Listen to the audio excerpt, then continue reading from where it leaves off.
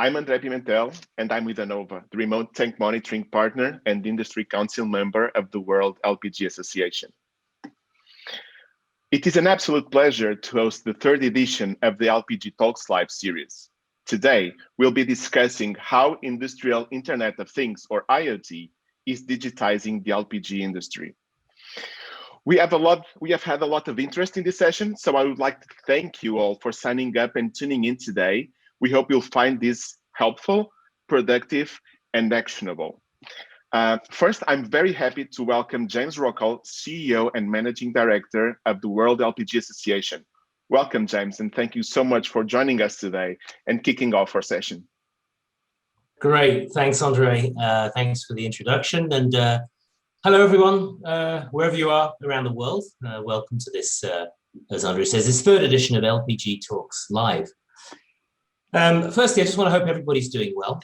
I'm sure, like the rest of us, you're looking forward to having person-to-person meetings again. I'm pretty sure this is something that we're going to be able to do later this year. We've got some big plans coming up for December with our World Forum and LPG Week in Dubai. But I think what's true to say also is that we've really discovered the value of webinars. We're doing these regularly now. We're attracting literally hundreds of people from across the world. And I think whatever happens with person-to-person meetings, this is something that I think we'll continue to do. Thanks to ANOVA, our council member, for supporting the organization of these events. It's been very, very useful and very helpful.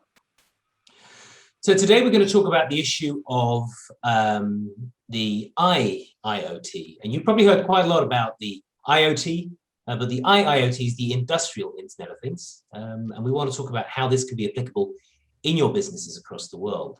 It was a couple of years ago we put together our current strategic plan, and we agreed that the focus of this plan should be on the LPG contribution to a responsible energy future. And we do a lot of work trying to demonstrate that LPG is clean and how LPG can fit in to the future. We talk a lot about the fuel. But the fact is, if we really want to have a contribution, we need to make sure that as a business, we innovate in our applications, but also we need to be competitive against all the competition. Otherwise, we're going to decline or we won't exist. So it's a really important part of our strategic plan as well is innovation, and the IoT is a key part of that in terms of keeping us competitive. In 2019, we prepared a report, which I'm sure that you've all seen on the Internet of Things. And we identified quite a big gap between where the LPG industry was then and where other sectors were. I think, for instance, the telecom sector was about 10 years ahead of us, apparently, back then. Now, since we released that report in 2019, we've done quite a lot of work on case studies, trying to understand within our industry how IoT is helping us. And we're going to produce, towards the end of this year, probably the third quarter, we're going to produce an update to our IoT report. So IoT is still growing. I've seen some estimates that by the end of 2025, there will be 75 billion devices in the world connected to the internet. And the population of the planet in 2025 is going to be just over 8.5 billion people. So that's like 10 internet connected devices for every single person, adult and child across the whole world. So it's obviously a very, very relevant and big issue for us. So today's focus is on the Industrial Internet of Things. And as the name suggests, that's the connected devices in an industrial context rather than consumer devices, which are quite a lot less, but in terms of investment, it's quite a lot more. We're going to showcase during the meeting the experiences of a US company who's discovered the benefits of IoT. And then we have a panel discussion from experts from really right across the world who will debate the opportunities on offer from digitalization and the IoT. So with that, I hope you have a useful meeting, and I'm going to pass it back to Andre. Thank you so much, Sam. Thank you for the introduction. And before we jump in, we thought it would be very interesting to open with a quick couple of polls to get to know better who is with us today. So let's launch the poll questions, if I may ask, and please use your webinar controls to vote. This will be a single choice. And the first question up is, from which region are you joining us today? Europe, Middle East, Africa, Asia Pacific, Latin America, North America, Caribbean, or other? So as we are at 66% voted, let's give it a little bit more, a few seconds. 70% growing. Yeah, and I think we can wrap it up. And so we have 23 from Europe and 21 from Asia Pacific. Those are the two most representative with around 30%. So thank you all for joining us. Thank you so much. And we can jump now into the next poll, which is for what type of company? There you are. For what type of company do you work? LPG distributor, gases manufacturer, industry organization, equipment supplier, technology vendor, consultancy, or other?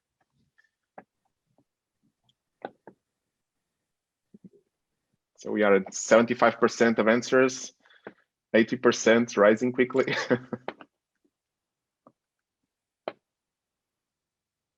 And I think we can wrap it up. And we have 61% with LPG distributors. Thank you all for joining, and equipment suppliers at around 20%. So thank you very much all for joining. And now that's now we'll be jumping into a success case study where the adoption of industrial IoT brought expected and unexpected benefits to Sunrise Cooperative, an LPG distribution company based out of Ohio in the United States. So I'm very excited to have with us Jason Kamen. Jason is the VP of Energy at Sunrise Cooperative. He has served in his current role since 2015, landing a place in the energy division at Sunrise, began through the feed mill and delivering propane.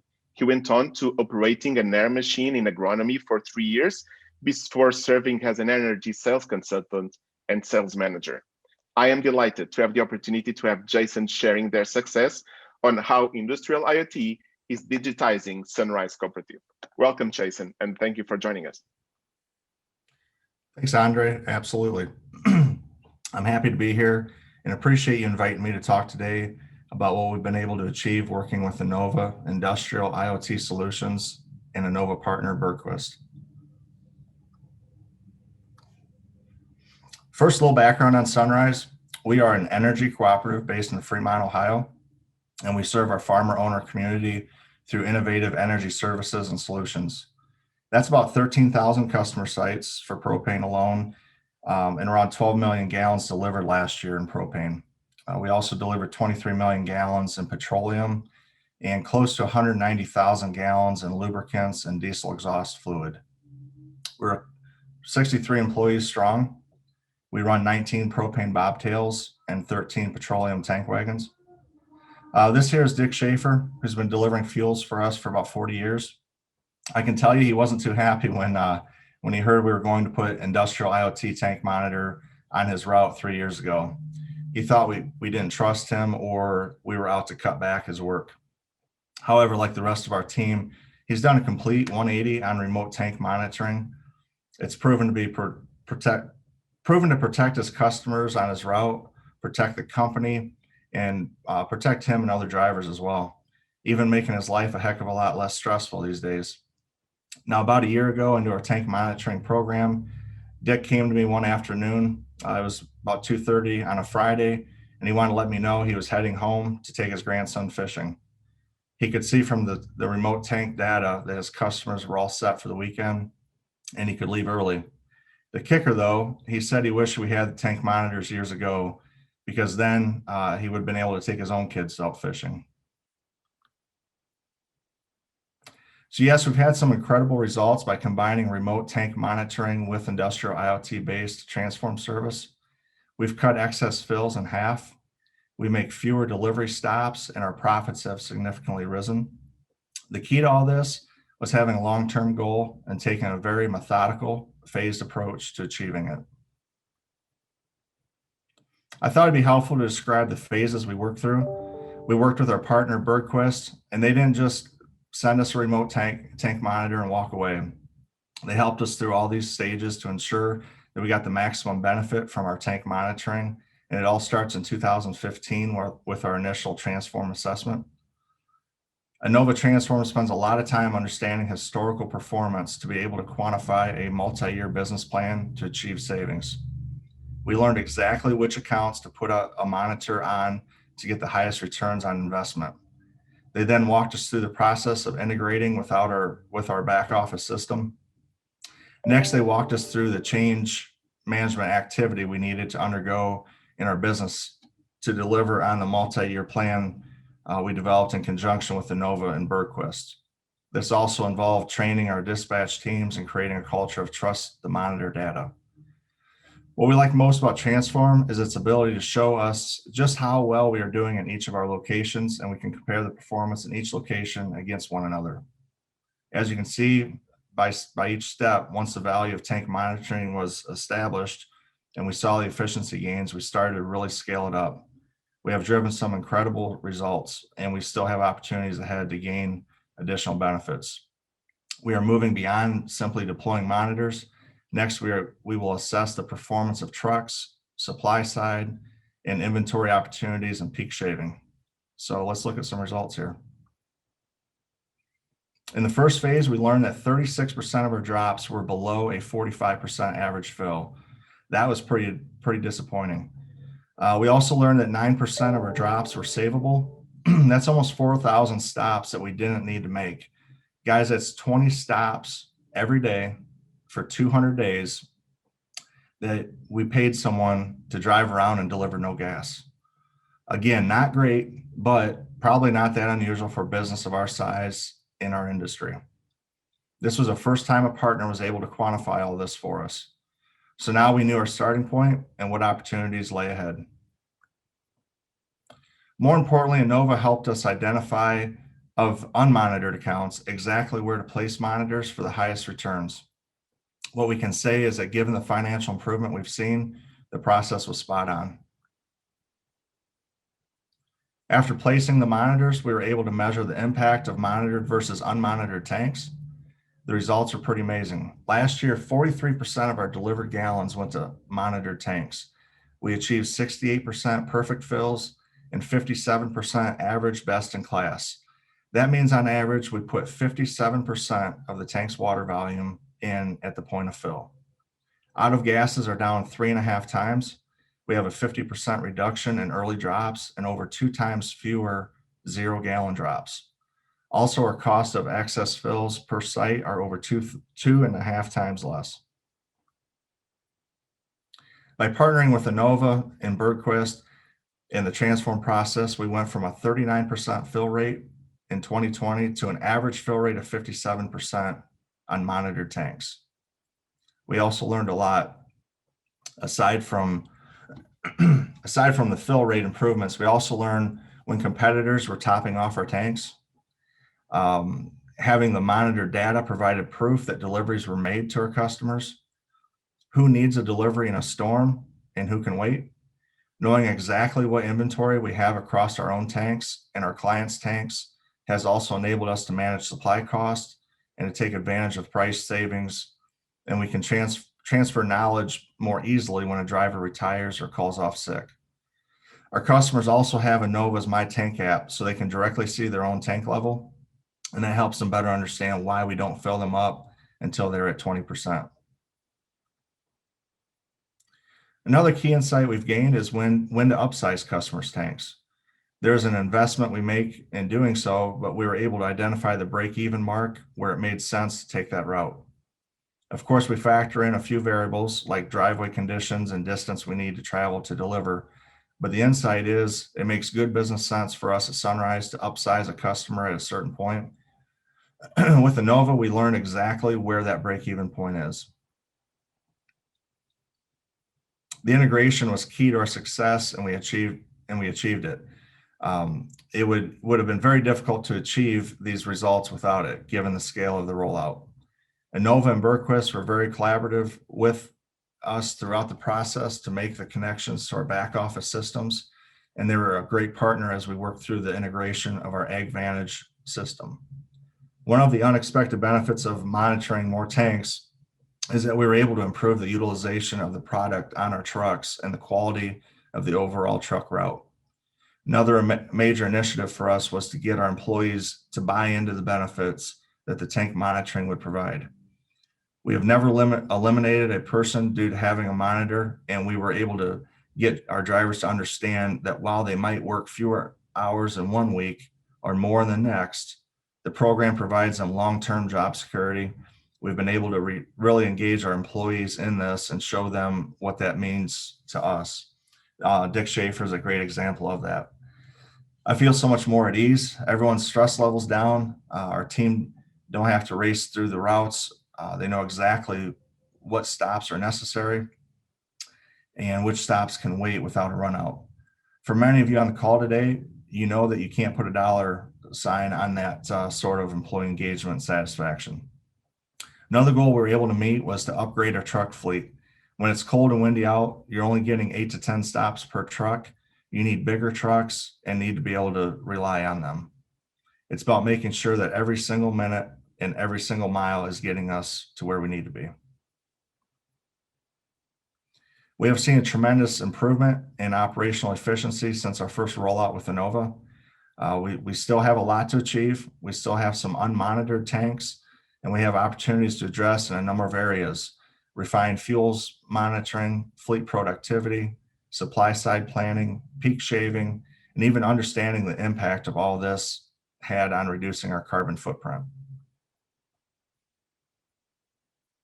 Working with Innova and Berquist has been a real partnership. From that first decision we used to use remote tank monitoring to start our journey with Innova Transform service. We've pushed through so many boundaries, identifying problem tanks, knowing where to place the monitors. We've never heard that something could not be done, and that means a lot to us. Anyone can throw a low-cost monitor, but innovation and service matter most. Our partners have proven that they deliver that time and time again. We could not ask for more from this partnership. Well, Jason, it's impressive how much you have accomplished with the introduction of IoT, well, in this case, tank monitors, in your business. Now, I know that everything isn't perfect in this sort of transformation. There are always challenges. What were the main challenges on this journey, and how did you overcome them? That's for sure, Andre. It's not all as easy as what it sounded. The biggest thing was to get our ops side to buy into what we're trying to do and trust the monitor. The biggest win was having Dick Schaefer on board with us. He's a senior driver with 40 years experience. He let his voice be heard in frustration, but now he's totally bought in. Those around him saw that. They have a lot of respect for him. His route is 80% monitored. So our biggest thing was working with that one guy that everybody respects and trusts, and let him be an advocate for what we're trying to do. Certainly. I'm sorry. Go ahead, Andre. Well, I was just saying that getting people on board is absolutely a crucial step. But you had another challenge that you overcome? Yeah. The other side of it was when we went to that many monitors, seeing not anticipating how the winter was going to go. All those monitors hit at one time, so it was very demanding winter for our drivers at first. And going into this year, I feel much better about it. We'll kind of sprinkle in some deliveries, and in that late fall, early winter time frame, we'll be knocking off some tanks there and getting them filled before that big demand hits in the middle of winter. That's great. Thank you. We do have a couple of questions from the audience, and Juan Pablo Rodriguez is asking, how is the feedback from the customers which has this technology? And if you can share business metrics. Yeah, it's been mixed. Some of our customers were a little concerned because our average fill was so low. We were 36% average fill of the tank. So a lot of customers thought we were going to run them out. But once they got the My Tank app, that helped them. And explaining to them the process that goes on behind the scenes for us to be profitable. We're trying to save fuel. We're trying to save our carbon footprint. So that was one of the hurdles. The downside, I guess, of it, the upside of it, customers were happy to know that we were monitoring their tanks. We weren't going off the K factor. That worry of, I wonder if Sunrise forgot about me, has left. Those customers appreciate knowing that every morning we look at what their monitors say. Great. Thank you, Jason. We have a couple of questions from Dave Gullett. I'm going to ask both of them. So how effective are remote monitors in rural areas with poor coverage on LTE? And if the monitors integrate with your back office software? So the first question there, out of the 10,000 monitors we have, we've got 12, that's correct, only 12 tanks that we could not monitor because of poor signal. Very, very impressed with that. That was a major concern of ours, was how do we spend this much money and not know for sure if the monitors are going to work. But so far, we've been very fortunate in our territories. The other question. The second question was on the background software. Oh, yeah. That went very smoothly with AgVantage. We have a very close relationship with that software company, and they did a great job interfacing that together for us. So no issues there. Right. Thank you very much, Jason. Thanks for sharing, and thank you for bringing us Sunrise Cooperative success story on how IoT is improving your business. This Absolutely. Will definitely be a great addition to the World LPG Association IoT report that will be updating earlier this year. So before moving into the panel discussion, I would like to launch 2 new polls to help us to set the stage and understand where you all are in the digitalization highway. So what is driving your digitization strategy? Consumer engagement, fleet productivity, delivery efficiency. If you can select a couple, your top 2 options, that would be great. You also have supply chain optimization, staff productivity. So there are a lot of options.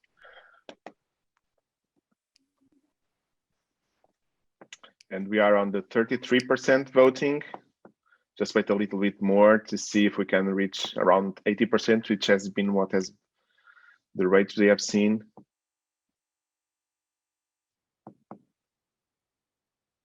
And looks like consumer engagement is definitely increasing, as well as delivery efficiency, which we have seen from the customers. And I think we can wrap it up just about now. So delivery efficiency with 46%, and then 2 very close, which is supply chain optimization and consumer engagement. So thank you for providing that. And we are addressing this on the IoT report, which you may be able to download it from the World LPG Association website today, which has been renewed, by the way. And now for the next, we do have another poll just to understand a little bit better. If we can launch that poll. What is the status of your digitization strategy? Are you on scoping and assessment? Have you approved the program and investments? Have you started the program? Are you advanced or mainly complete? You have done it and you have seen the benefits of it.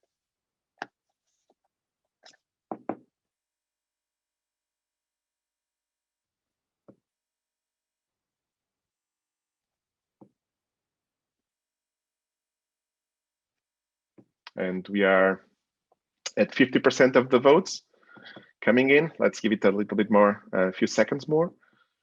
But we have 2 clear winners, which is, I think we can wrap it up. The difference is very considerable. And we have scoping and assessment. So in the very early stage, and I hope that Jason's example and the future panel is going to help you to understand better and scope it better and move forward. And also 39% have initiated the program. And I would like to also main that 5 companies, 8% have mainly completed their digitization strategy. And congratulations, I think that's a great place to be. And moving forward, now we will move into a discussion panel on how industrial IoT is digitizing the LPG industry. And to lead this discussion, we have David Tyler, Director of the World LPG Association, responsible for the business improvements goal that holds digitalization and IoT as key topics. Welcome, David. Thanks very much, Andre. And yes, welcome to everybody today. I was going to say tonight because I'm actually on the far side of the time scale. I'm sitting in Australia, and we have people just waking up in the US, and over 100 people right now are tuning in. So it's a great response to this very, very important topic. I have 4 very experienced panelists with me who I'll introduce you to in a second.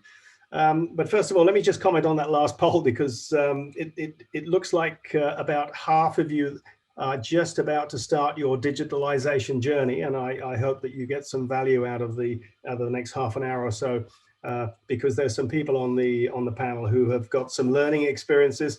And also, I'd like to mention, it's been talked about a couple of times already, the IIoT report that the WLPGA published 2 years ago. And one of the summaries out of that report was a list of things, a list of observations that were made about where the LPG industry stood 2 years ago. And James mentioned we were 10 years behind the telecommunications industry. And it also talked about some key things that we should focus on. And I'll just read a couple from here. I've got the report in front of me. Start small and embrace change. I think one of the scary things about digitalization is the possible requirement to invest hugely. But I think the message that we found 2 years ago when we interrogated this subject was that you can actually start small and get comfortable about it.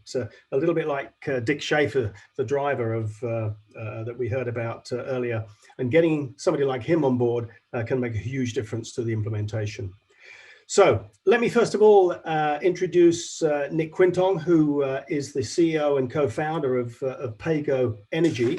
Paygo Energy is a startup company that started up, Nick, I think in 2015, if I'm not mistaken. I came to see you about a year or two after that.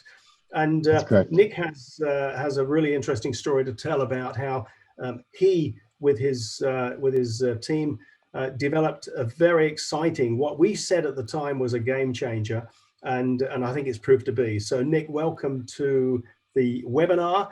And my first question is, what were your early challenges back in 2015 when you started this enterprise? Sure. Yeah, and thanks, David, and thanks everyone for the opportunity to join the panel today. Yeah, as a startup, there's your traditional startup challenges of how to get a company up and running and off the ground. For the LPG industry, what we saw was a lot of opportunity early on, but digitization was just starting to take hold. It was still in the early days, but we saw a lot of opportunity for where our technology and similar ones could make a huge impact. But I think there was definitely some pushback, I think, from some of the incumbents in the industry that were still deciding what their digitization strategy was going to be, and what we were offering was something that was totally different than what they were used to. Where we're at today, I think, is a totally different place. What we found is that most gas companies, as we've heard from the poll today, have a strategy around digitization. A lot of them have budgets that are fully funded to execute on those strategies, and they're starting to see the early benefits. We started our journey in Kenya, in an emerging market where you have a really inefficient supply chain for LPG and a lot of difficulties around managing your assets. And we've already seen a lot of the companies that have used either our technologies or similar ones get some great gains on the supply chain side around efficiencies, or managing their assets, and also finding new ways to engage their customers. So we're very excited about where things are going, and I think the world's quite a different place than where it was 5-6 years ago when we got started. Nick, for those who are listening into this, could you in a couple of sentences just quickly summarize what your technology is, what this game changer is? Sure, yeah. So our technology is we call a cylinder smart meter. It is a device that locks on the top of a gas cylinder, and it starts to do a few things. One is it measures the gas really accurately. It communicates that back to our platform. And then it also has pay-as-you-go functionality. So customers can top up gas in small amounts, and then it meters out that small amount of gas, and then access is shut off remotely by a valve. What we were providing is two things. One is really great data back from the household that didn't exist before. And then two is a new way to sell gas, especially to market segments that may have not been able to afford cooking with gas before. Right, thanks. Because I know in the last couple of years, we've all been focused on bio LPG and sustainability, but we mustn't forget that there's 3 billion people still burning wood and charcoal out there that we need to get on the path of net zero world. So Nick, thanks for that. I'll come back to you in a second, but I want to turn now to Marcus Dreyer, who's with UGI International. He's the Group Director Operations of UGI Center of Excellence, and based in Pennsylvania. But Marcus, you're not based in Pennsylvania, you're based in Europe, and you are very much a safety champion. But now you're going to come and tell me that you're an IoT champion. So tell me, what is UGI doing in the IoT space? Hello, David. Hello, everybody. I'm sending my regards from Vienna in Austria, which is in the heart of Europe. So definitely not Pennsylvania in the US. But as David kindly mentioned, we are UGI International, and as that, we are a member of the big UGI family. So what are we doing in terms of IoT? We have a really long existing and long lasting IoT agenda in UGI International. Partially with ANOVA, so partially with other companies in the IoT field, but everybody is definitely doing a great job here and adding a lot of value to our business here. A no-brainer is, of course, telemetry, and I think I have not much to add to Jason's fantastic presentation. So we are seeing really the same benefits across UGI International that Jason explained. So be it customer satisfaction, being it receiving better data from our customers. It gives us, of course, fantastic results in route efficiency, in truck utilization. So we mentioned all that, but what we must not overlook is that in some of our areas, some of our distribution areas, we are really challenged by black filling or illegal filling, and telemetry gives us really a great blocker. So we can see it in some of our geographies. The minute you install telemetry or tank monitor on customers' tanks, black filling disappears. And so that would be one important segment. The other one is, and this is perhaps also sometimes overlooked, telemetry, tank telemetry is not only helping us in the work with our customers and in the engagement with our customers, it's also doing great things for us in the way how we manage our inventory. So we have, and particularly in the US, we run a big program with ANOVA, and we have equipped I think it's, I hope I'm not lying if I said all of our bigger storage tanks and multiple sites with a tank monitoring system. And that's a game changer in the way how we manage our inventory. So or at any point in time, we know what the fill levels of our bigger, medium-sized, smaller storage tanks are. If there is a product that needs to be transferred from one side to the other, what the capacities are. It determines when we can buy product, when we should buy product, if we should stock up or stock down. So really great successes which we see with our telemetry agenda. And then David, you mentioned safety, and I can't resist also switching back to my safety focus. So not with telemetry perhaps, but with IoT and digitalization in a bigger scope, we are seeing huge advantages for the safety field. I'm thinking of drive cam systems, which we have rolled out in our distribution fleet. So there is today technology out there where artificial intelligence or systems would really constantly monitor what our drivers are doing as they drive their trucks. So this system would automatically recognize if the driver is distracted by whatever. if he is not having his hands on the steering wheel, if the driver does not wear a seatbelt, and so on. So this would be really recognized by the system, and the system would trigger an alarm and warn the driver that there is something in a state that is probably not the best one.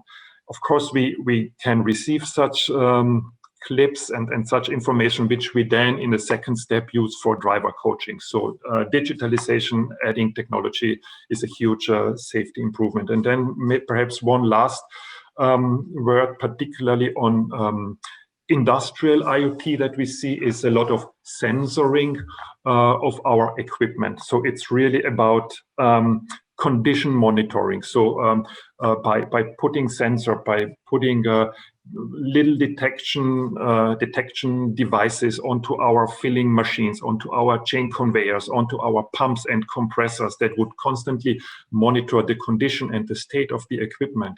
We would recognize in a very early stage when machinery is worn out and when proactive maintenance should kick in, and by that keeping the systems and all the equipment always reliable and utmost safe. So that's just to mention a few applications of IoT which we are seeing today in our company. Excellent. Thanks, Marcus. I'll come back to you later on this question of the driver kickback, because I think there's an opportunity maybe for what we say the carrot and the stick.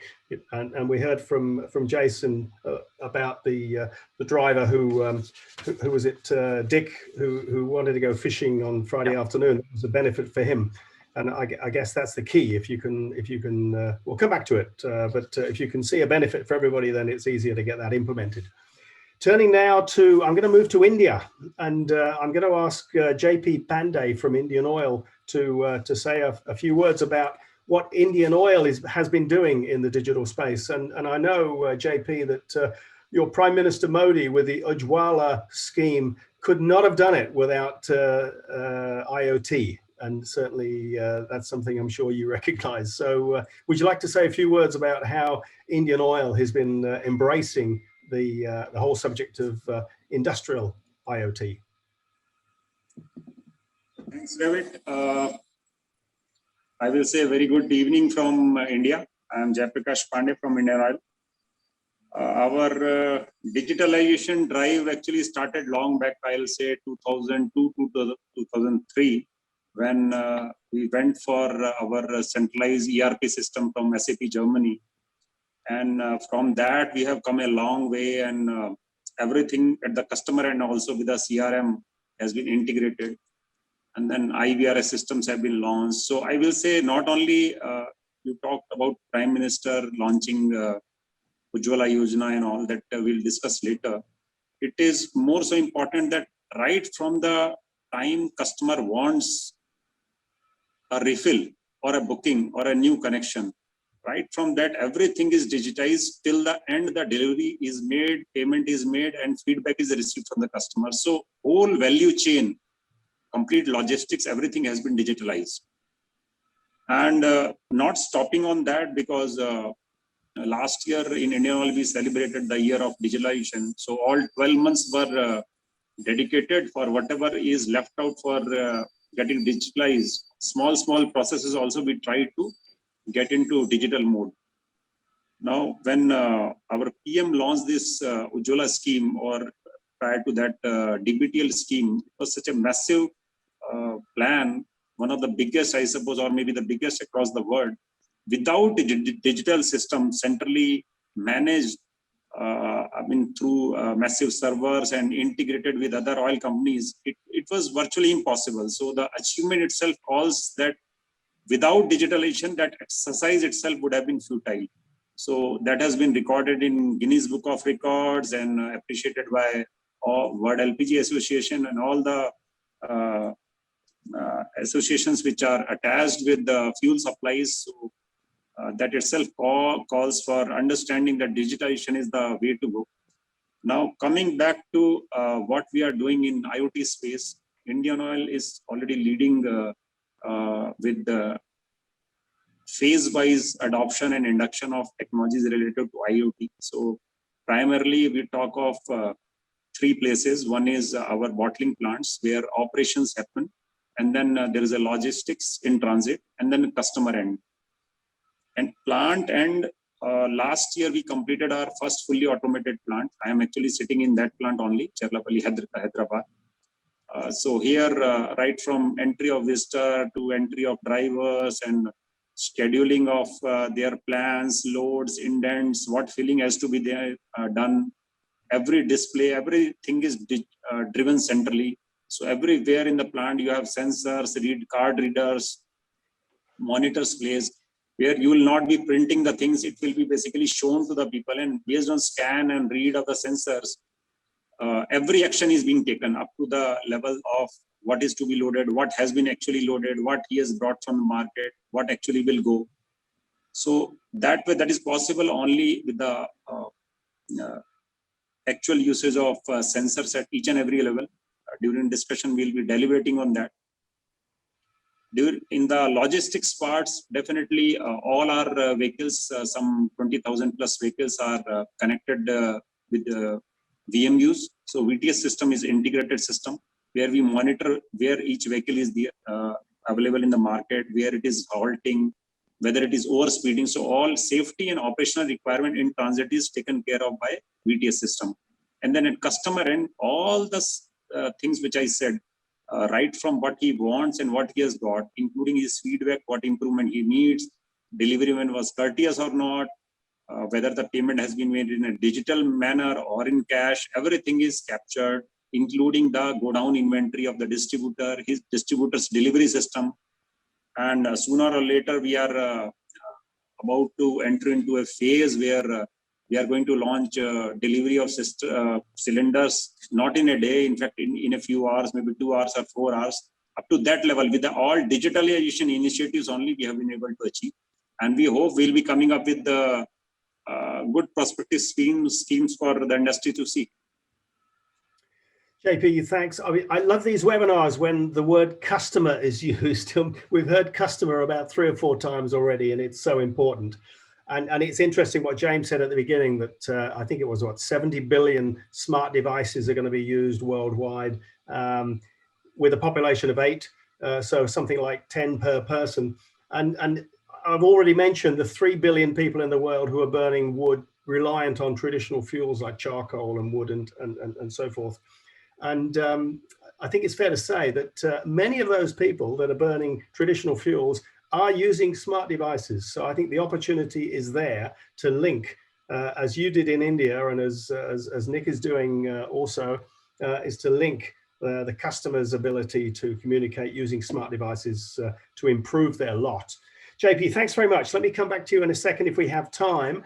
I'd now like to turn to Robert Batty, and Robert is now with Anova, based in Sydney. So Robert's, it must be close to midnight where you are, Robert, because it's about 8:30 at night here in Perth.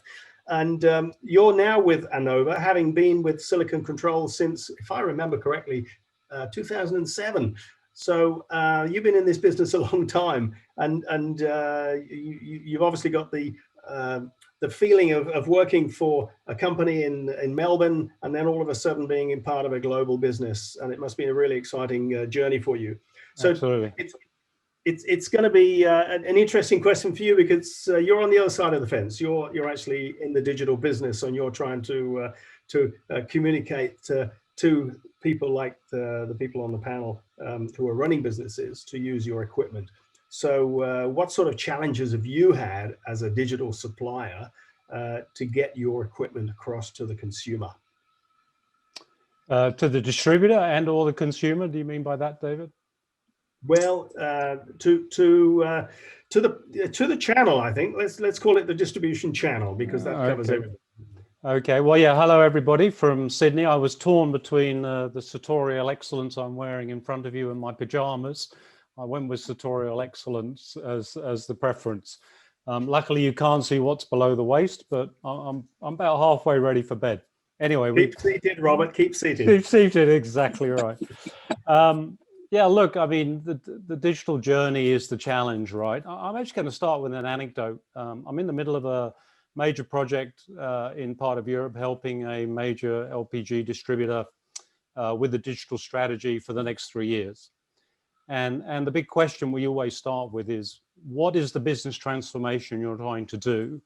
And what will drive the benefits of what is a significant capital and operational expense investment in IIoT technology? And I find that most companies who are still in that 41% scoping function, they inherently know the value of buying tank monitors, using cloud services, linking truck computers, giving the consumer access to smartphone applications.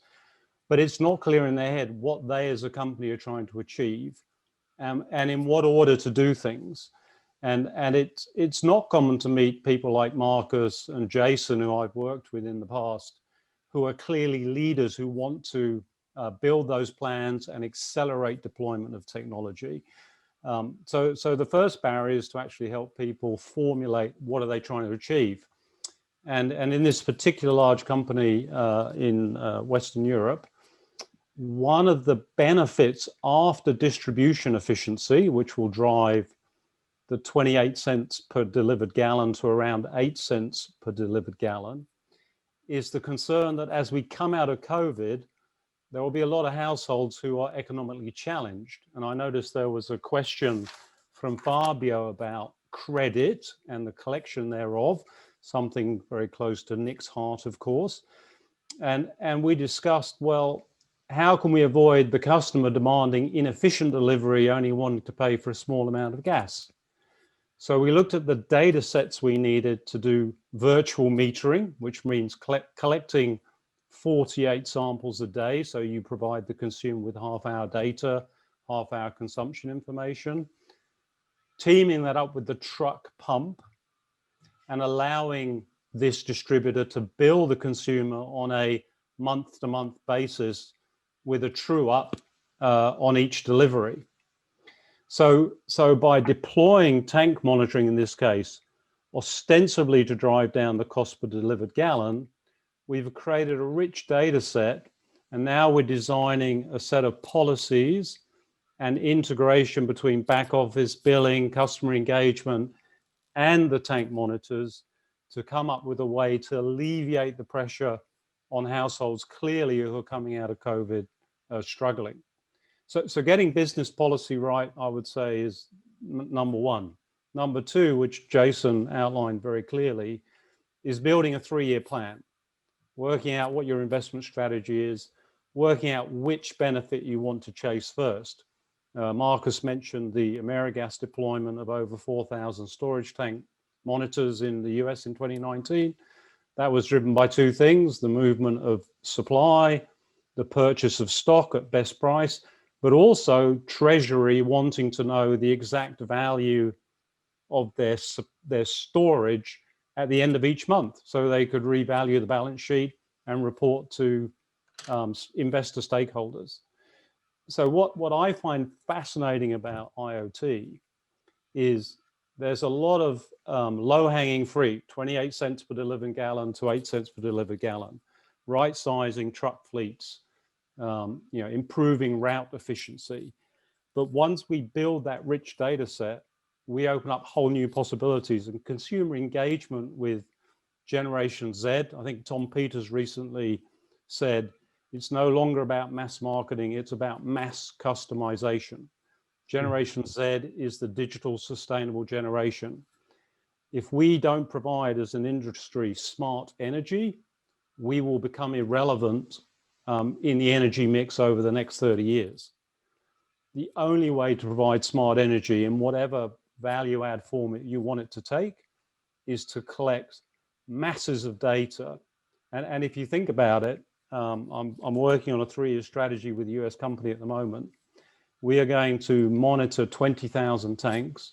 We are going to collect 48 samples a day over the next 8 years.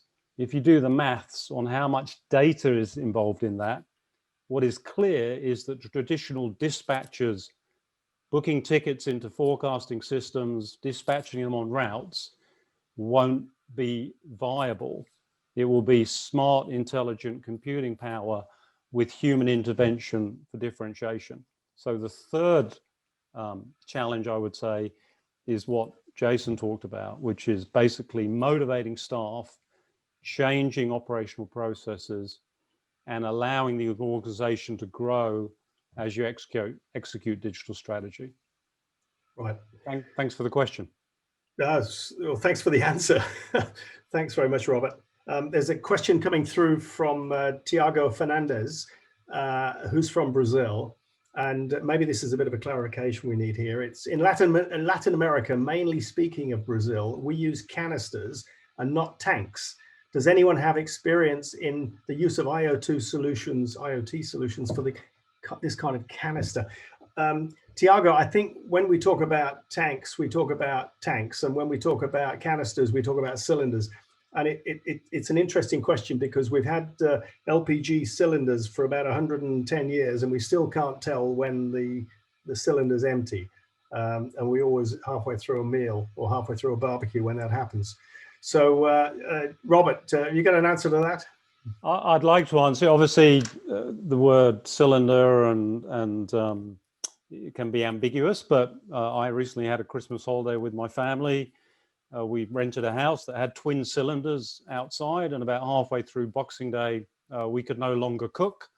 We called the local Australian LPG company. They came over and transferred a little bit of gas from a barbecue cylinder to keep us going and did a refill the next day. So if we're talking about cylinder runouts and the total blind spot that cylinders offer, I think part of the solution lies in using auto changeover valves. Quite common now is to monitor an ACO, and a good ACO digital solution does two things. One, of course, it detects the switch over from service to reserve. It detects the fill when the one cylinder is changed and the driver changes the reserve to the service. And then if it's a smart valve and a smart IoT device, it'll detect hunting, because we all know that temperature and volume of gas can cause an auto changeover valve to hunt. So, it switches 1 minute and then when the sun comes up, it switches back. So whilst you'll never get the kind of accuracy that Nick's solutions provide on canisters, certainly if you have cylinder banks and auto changeover, then integrated IoT, at least to give you a sense of two things. When do I need to go change the cylinder? And what's the time between cylinder changes, and what does that tell me about that consumer's consumption? And have I got enough cylinders on each bank to maximize the time between cylinder replacement? Because one thing we know about cylinders, they're much more expensive to replace than bulk gas from a bobtail or truck. Yeah. Well, I don't need to say that the 3 billion people that are not using LPG, they can hardly afford one cylinder, never mind two. And I think Nick's sitting there thinking, well, why don't I use my smart meters? I'm going to have to draw a line under this now because we're getting close to the end. But Nick, Marcus, JP and Robert, thank you ever so much for your contributions just now. And before I leave the panel and before I hand it over back to Andre, we've got one more poll. And the question is, and this is a very personal question, what are your barriers to realizing your digital strategy? And we want there's a list here of 7, I think it is. So pick 2 of these as your key barriers to realizing your digital journey.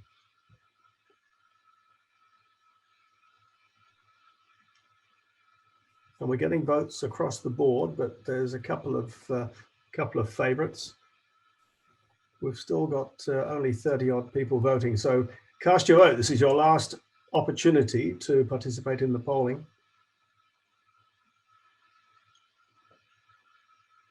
Okay, I think we can draw a line under that now. And the capital cost of the IoT devices is clearly a concern for many of you. And that's something that ANOVA will take on board, no doubt, and consider. Look, cost is coming through there a couple of times. Executive commitment doesn't seem to be an issue, which is interesting because one of the things that we found in the IoT report was that you need an IoT champion in your organization to drive it, rather like safety. So with that, Andre, I'll pass it back to you to draw a line and pick up any other questions that I've missed. But back to you. Thank you, David. And we'll open for questions. Just before that, I would like to challenge and launch, just like we launched the challenge in safety webinar. I would like to launch to all of the panelists, including you too, David. And the question is, if you had to elect only one IoT initiative in your company to accomplish in 2021, what would it be?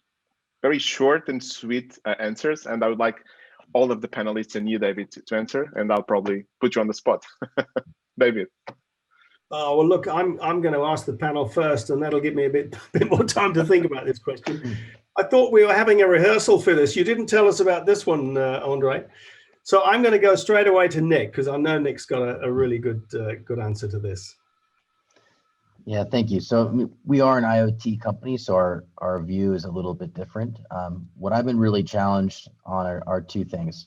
One is I want to show companies that the marginal value of IoT is there. And I think as we scale up, this is really important for us. And so we've seen that there's significant working capital efficiencies if you can get less cylinders in the supply chain, and we believe our device can do that. We also believe that people are willing to pay a premium for convenience or for a pay-as-you-go service. And we believe those two as a marginal value significantly outweigh the marginal cost. And so this year, as we scale up, we want to listen to our customers, understand the key cost drivers, and make sure that what we're providing is not something that just adds more cost, but adds a lot more value as well.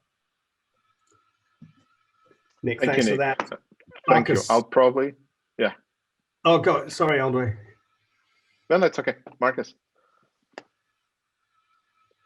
Sorry, you're on mute, Marcus. Apologies. I'm more than a year now into Zoom and web conferences and still don't realize that most of the time I'm on mute, so apologies. So I will continue speaking about driving our safety agenda. So safety is our highest value, of course, and we will continue pursuing our IoT agenda in every field we can see to make our environment, our business safer for the customer and safer for our employees. Thank you, Marcus. JP, what is the one initiative? There are more than one, but I'll talk of one only. This year, we are planning for a work on maintenance philosophy, like our air compressors. So we have tied up with the OEM of the supplier of the compressors. They will be putting all the devices as a pilot project and bringing it to their own cloud-based server. And there, whenever there is a heating, there is a temperature increase, or there is a more of vibration observed in the rotary equipments and all. So they will be sensing, and based on their standard analytics, they will be dropping us some triggers, which will help us in maintaining the equipment, reducing the downtime of our compressors. So that is one of the, because maintenance is one thing where we are lagging in implementation of IoT. So that is what we are looking for in 2020. Thank you, JP. Thank you for that. Rob?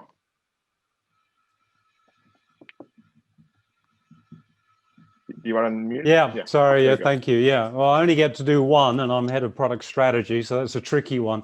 I'm gonna put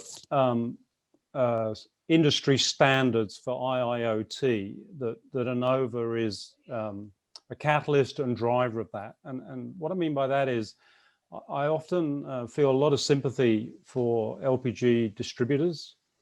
They buy different monitors at different times of the year, whether it's ours or Sensile or IIoT or Autodata, whoever it might be.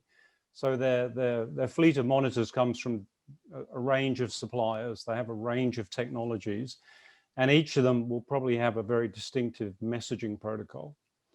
And so if you pick ANOVA today, or you pick one of our co-opetition tomorrow, you're going to find it hard to integrate the data from the competitors' monitors into your system, which means you've got to make a whole new investment in integration. And on the other side, monitor data is only useful if you feed it into your consumer engagement, ticketing and forecasting systems, your balance sheet, your accounting.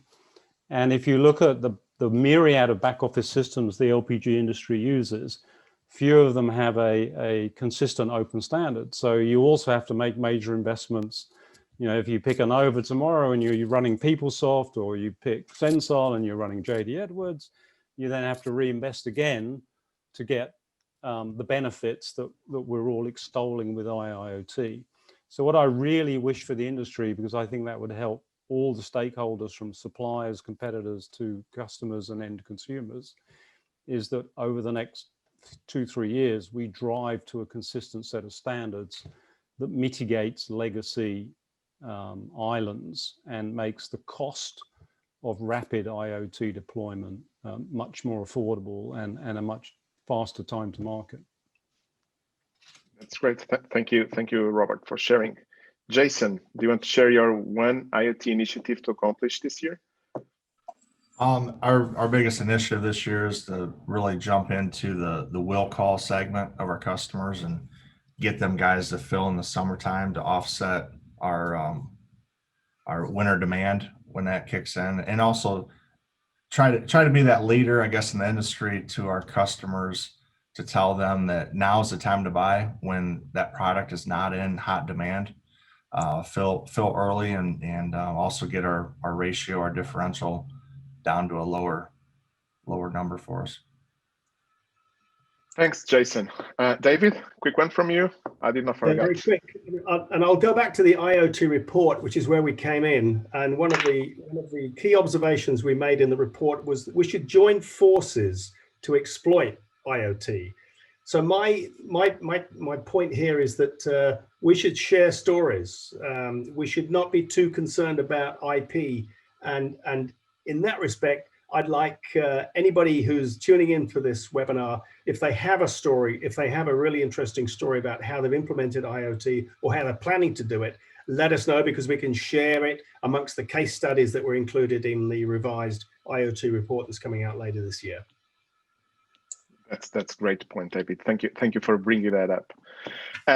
We're actually above the hour, so we will provide feedback on all the questions that were thrown at us, and thank you for sending the questions. I believe we had a great discussion. We could stand here for another hour just discussing around this topic and deep diving on safety and how our safety can be impacted by IoT. But we had a great session today. So we had James saying that we need to make sure that we innovate and remain competitive. And roughly in a few years timeline, there will be 10 times more devices than people on the planet. And that we need to make sure that we bring that value into our industry. We had Jason showing that they moved from 39% average fuel to 57% average fuel, among several other benefits like better customer experience and employee engagement. So David reminded us that we should start small and embrace change on IoT. Nick saw some early challenges adoption with IoT and seeing improvements right now as they pay go see customers more into IoT adoption.